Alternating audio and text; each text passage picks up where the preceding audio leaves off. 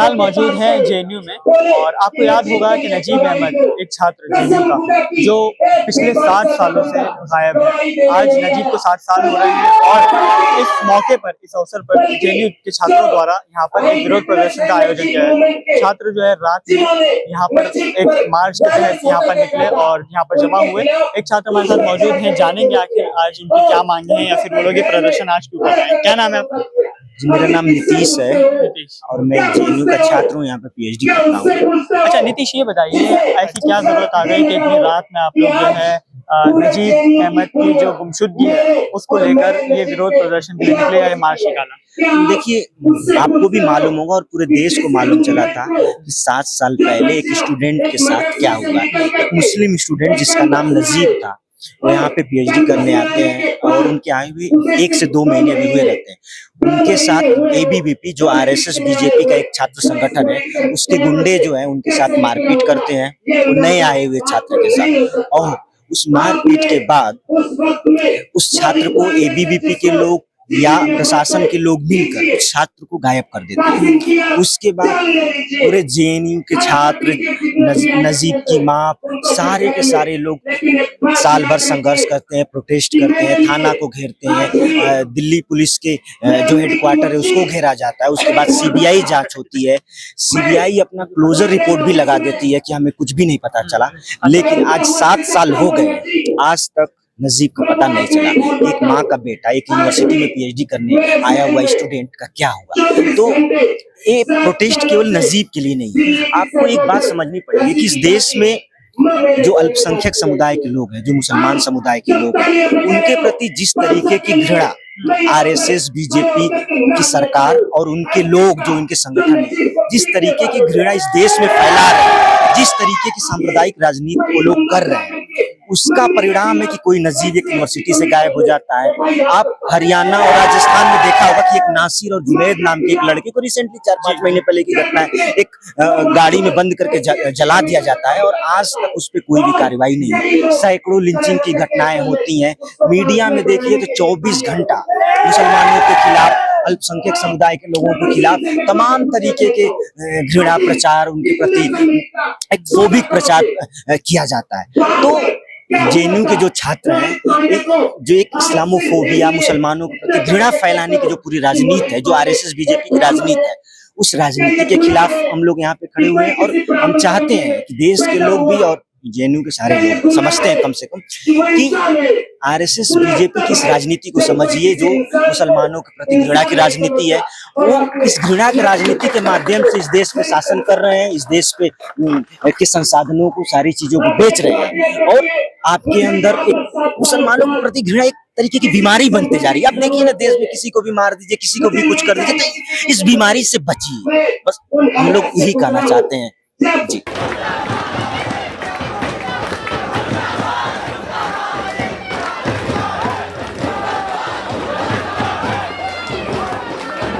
देखिए, जेएनयू हमेशा से माइनॉरिटीज के राइट्स के लिए हमेशा से खड़ा रहा है और ना ही माइनॉरिटीज इस देश में जिन भी लोगों के साथ अन्याय हुआ, अत्याचार हुआ है, उन सब के लिए जेएनयू वोकली बोलता रहा है, उसके लिए खड़ा रहा है, उनके अधिकारों के लिए खड़ा रहा है। मसला ये है कि अगर हम नजीब को, जैसा कि आपने बोला कि नजीब के लिए आज भी लोगों को याद है, अगर क्योंकि वो एक तो जेएनयू का पार्ट है और दूसरा सबसे बड़ी बात है कि वो ऐसी कम्युनिटी से बिलोंग करता है जिसके आज सबसे ज्यादा ड्रॉप रेट्स हैं, ठीक है। सो उनको एक तो बड़ी बड़ी यूनिवर्सिटी में पढ़ने का मौका नहीं मिलता और उनमें से भी जो कुछ स्टूडेंट यहाँ तक आ पाते हैं, उनके साथ इस तरह की घटनाएं हो जाती है। अगर उनके लिए हम कुछ नहीं कर पाए तो फिर लानत है हम लोगों का एजुकेशन लेने पे, लानत है हम लोगों का जेएनयू होने के लिए, जो हर एक चीजों पे इतनी मुखरता से बोलता रहा है। और उन्होंने अगर एक नाजिब को गायब किया है तो ये हमारा जिम्मेवारी है कि सारे जितने भी नए स्टूडेंट्स हैं उनके बीच में कॉन्शियसनेस बनाए कि नजीब का इशू क्या था और सारी चीजें क्या थी। और उन्होंने अगर एक नजीब गायब किया है तो जितने भी स्टूडेंट हैं सारे नजीब के लिए खड़े हैं और सारे हम सब स्टूडेंट्स में एक नजीब ढूंढ रहे हैं। प्रशासन पे बिल्कुल भी सवाल खड़ा करता है। एक चिड़िया भी अगर पंख मारती है दिल्ली जैसे राजधानी वाले शहर में, तो सरकार को, उनके इंटेलिजेंस एजेंसियों को सबको पता होता है। लेकिन एक जिंदा स्टूडेंट एक यूनिवर्सिटी कैंपस से गायब हो गया, उसका क्या हुआ, कहाँ गया, कुछ भी पता नहीं चल रहा। साफ साफ सरकार के नीयत पे सवाल उठाता है, क्योंकि एबीवीपी आरएसएस के लोग इस घटना में शामिल थे। उन्हीं लोगों ने नजीब के साथ कुछ ऐसा किया है। पूरे जेएनयू को ये आशंका है, पूरे जेएनयू यही मानता है। तो हमें साफ साफ विश्वास है कि सरकार जानबूझकर इन चीजों को बताना नहीं चाहती है। सरकार के लोगों को, सरकार के इंटेलिजेंस एजेंसियों को पता है, पुलिस को पता है कि क्या हुआ है, कैसे हुआ है, लेकिन वो लोग बताना नहीं चाहते हैं, क्योंकि उन्हीं के लोगों ने ये घटनाएं की हैं, इसलिए नहीं बताना चाहते। तो क्योंकि दिल्ली में इतने कैमरे हैं, इतनी सारी चीजें, इतनी सारे इंटेलिजेंस है, किसी के साथ कुछ हो जाए पता ना चले, असंभव जैसी चीज है। तो यही कहना है कि सरकार को पता है कि क्या हुआ है, कैसे नहीं। उनकी मानसिकता वैसी, इसलिए नहीं बताना चाहते। कई बार ऐसा होता है कि आपकी जिंदगी में कुछ ऐसा हादसा होता है ना कि वो आपकी जिंदगी को पलट करके रख देता है। आप एक अलग जिंदगी जी रहे होते हैं, लेकिन आपके आंसू कई बार आपको बहुत बड़ा सबक दे के चले जाते हैं जिंदगी में। मैं इसका गवाह हूँ कि नजीब पर जो अटैक हुआ था एबीवीपी के द्वारा, और फिर संस्थानों के जरिए, सत्ता के जरिए और अलग अलग संगठनों के जरिए जिस तरह का विक्टिमाइजेशन इस कैंपस में किया गया, स्पेशली जो नजीब के साथ खड़े लोग थे उनके साथ जो किया गया है, उसके बाद बहुत सारे लोगों में बहुत सारी मजबूती आई है।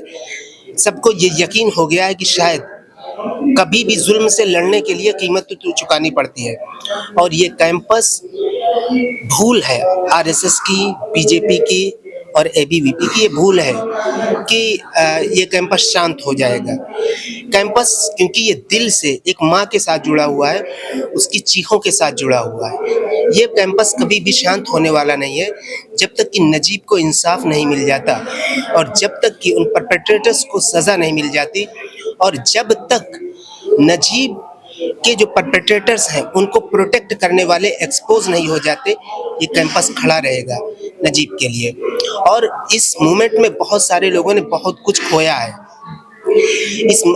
इस मूवमेंट में इस कैंपस ने अपनी शांति खोई है। सबसे बड़ी बात जो शांति थी, जो दिल में एक सुकून था कि हम इस कैंपस में आए हैं, पढ़ने आए हैं, पढ़ेंगे, इज्जत से कमाएंगे और कहीं जा कर के ज़िंदगी गुजारेंगे।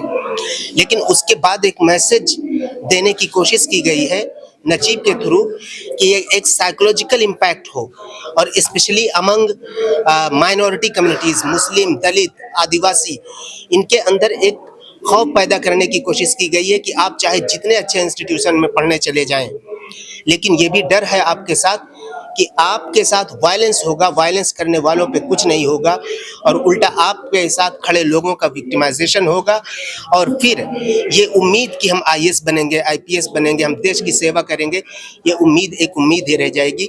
तो ये एक साइकोलॉजिकल इफेक्ट पैदा करने की कोशिश की गई है इस कैंपस में एबीवीपी के जरिए, लेकिन ये कैंपस हार मानने वाला नहीं है और ये डिफीट मानने वाला नहीं है। कैंपस, ये कैंपस लड़ेगा, और इस कैंपस का एक एक स्टूडेंट, मैं सभी, हम सब माँ के साथ साथ खड़े हैं और इस एडमिनिस्ट्रेशन के, सरकार के खिलाफ खड़े हैं, और ये बता रहे हैं कि जब तक माँ को इंसाफ नहीं मिल जाता है, ये सारे बेटे माँ के साथ, माँ के लिए जिंदा है और लड़ते रहे।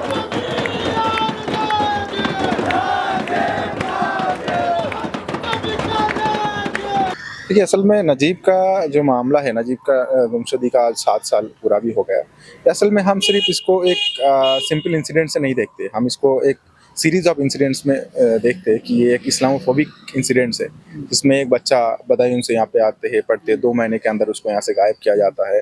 उसके बाद कोई केसेस को दिल्ली पुलिस को दिया जाता है, उसके बाद सिट एसआईटी के पास आता है, उसके बाद सीबीआई के पास आता है, उसके बाद फुल स्टॉप लगाया जाता है। तो हम समझते हैं कि ये एक सिस्टेमेटिक डिस्क्रिमिनेशन है, जिसमें से एक बच्चा को, एक स्टूडेंट्स को, मुस्लिम माइनॉरिटी स्टूडेंट्स को, जो उनका इदारा है, जो उसका सेंटर है, जिसका इंस्टीट्यूशन है, वहाँ से गायब करने का, वहाँ से यहाँ से धकेलने का एक प्रोसेस है। वो लोग असल में ये चाहते थे कि इस इंसिडेंट्स के तहत बाकी जो मुस्लिम स्टूडेंट्स, उनके सामने एक मैसेज दिया जाए कि जो भी यहाँ पे पढ़ाई करने के लिए आएगा, उनके साथ भी ऐसे घटना घट सकती है। तो एसआईओ का जो इसमें कहना है कि हम, जैसे नजीब का पूरा मूवमेंट रहा, वो मूवमेंट में एसआईओ का अहम रोल में, जो एसआईओ का जो डिमांड था वही था, नजीब को तो वापस ले आना है, ज़रूर हम नजीब को वापस ले आएंगे। नजीब जब तक वापस नहीं आ रहे तब तक हम ये लड़ाई लड़ेंगे। उसके साथ साथ और कोई दूसरा नजीब ना बने, उसके लिए भी हमारा लड़ाई जारी है। तो यहाँ पर आज जेएनयू में हम मौजूद थे, हमने आपको छात्रों से जो बातचीत हुई वो बातचीत आपको सुनाई और छात्रों का कहना यही है कि नजीब अहमद की गुमशुदगी को अब 7 साल मुकम्मल हो रहे हैं, यानी छात्र इन 7 सालों में भी नजीब अहमद को नहीं भूले हैं और ना कभी भूलेंगे। छात्रों का आरोप सीधे तौर पर यही है कि नजीब अहमद की गुमशुदगी में आरएसएस और एबीवीपी जो उनका छात्र संगठन है आरएसएस का, उन तमाम लोगों का जो है इसमें हाथ है। और कहीं ना कहीं छात्रों ने प्रशासन पर भी सवाल खड़े किए हैं और इसी के साथ साथ यूनिवर्सिटी प्रशासन पर भी इसको लेकर सवाल खड़े हुए हैं कि एक छात्र यूनिवर्सिटी से, एक केंद्र विश्वविद्यालय से गायब हो जाता है, उसको 7 साल मुकम्मल हो जाते हैं लेकिन उसका कोई सुराग नहीं लग पाता है। आप सोच के देखिए, क्या ऐसी चीज़ एक विश्व गुरु में होना संभव है या नहीं? ये सवाल मैं आप ही पर छोड़ता हूँ। आप देख रहे थे छात्र विमर्श जेएनयू से मैं आपके साथ ओएस सिद्दीकी।